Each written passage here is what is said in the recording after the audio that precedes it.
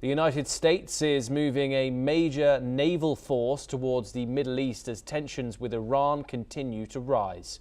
According to multiple reports, the USS Abraham Lincoln carrier strike group is being redeployed from the South China Sea into the U.S. Central Command area of responsibility. Reportedly, the move is expected to take about a week, and the shift comes amid escalating unrest inside Iran and growing questions about whether the Trump administration could use military force in response to the crisis. U.S. Central Command oversees a vast region, including the Middle East, Central and South Asia, and parts of Africa, covering 21 countries, among them Iran, Iraq, and Afghanistan. The deployment signals a heightened U.S. military posture as the situation continues to develop. This comes as tensions in the Middle East increase, as 2 weeks of protests in Iran reportedly killed over 2,500 people, with Donald Trump and his administration threatening intervention in the Middle Eastern country. Now, of course, Iran is currently undergoing an internet blackout, and so information is very hard to get out of the country. However, what is certain is that the United Nations Security Council met today. Iran did signal dismay at the United States' actions and claimed interference and causing unrest. Joining us now is Professor Georgy Toleraya. He is a professor at the Russian Academy of Science in Moscow. Joining us live from the Russian capital itself. Thank you very much for joining us, Professor Toleraya. This is a move where the United States now sending one of its largest aircraft carriers, the USS Abraham Lincoln, towards the Middle East. This comes as, of course, Donald Trump threatens military action. However, the world is waiting to see if he will actually follow through on that.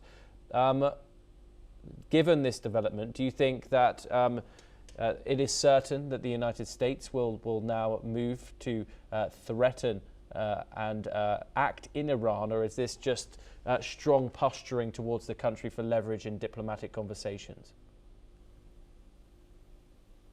Well, I think the military experts say that the U.S. currently don't have enough military power concentrated at the Persian Gulf and near Iran, close to Iran, to make any meaningful military action. And if they would decide to do so, they would probably need another week or so to reinforce their deployed forces and bring in more firepower and bring in more ships and other armament. So far it looks more like a sort of a blackmail, not as a real preparation for an action. Of course, we must consider the Trump factor, but so far I don't see the danger of a direct military strike in the coming days. That's how I read the situation right now. And Professor Toleraya, of course, the United States, their senior envoy, Steve Witkoff, has said that the United States prefers diplomacy over military action. Do you think there is any room for diplomatic negotiations there? Do you think Iran is going to come to the table? According to Donald Trump, they did reach out during the height of the protests. However, of course, over the past year with the Trump administration, there has been US strikes on Iranian soil where they destroyed their nuclear bases earlier in 2025 during Israel and Iran's 12-day war. So do you see diplomacy working in getting this situation de-escalated, particularly in now what is the United States' clear goal in eradicating the regime in Iran that's been in power since the 1979 revolution? Well, this is the problem that, what would be the aim of diplomacy? The Iranians also said they prefer diplomacy to any show of force, but when you start some kind of diplomatic negotiation, you should bear in mind what kind of aim do you have, what kind of target you are aiming at. And if the aim is to overthrow and liquidate the Ayatollah regime, obviously there's very little room for the Iranian side to reciprocate. If there would be more modest aims, like some kind of non-violence against the protesters and some kind of reforms that would eliminate the threat of a military strike against Iran, then I think it could work, and I hope it will work.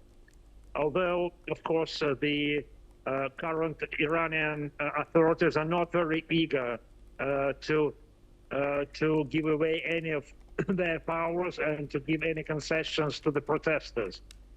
However, while the diplomats speak, the guns are quiet. So maybe any kind of negotiation, any kind of diplomatic effort would be useful, just to postpone, just to save some time, and maybe the situation would become more quieter and the protests will be subdued, while the authorities would also consider some kind of reforms and some kind of economic measures which would eliminate the base for these protests. Professor Toloraya, do stay with us as we move over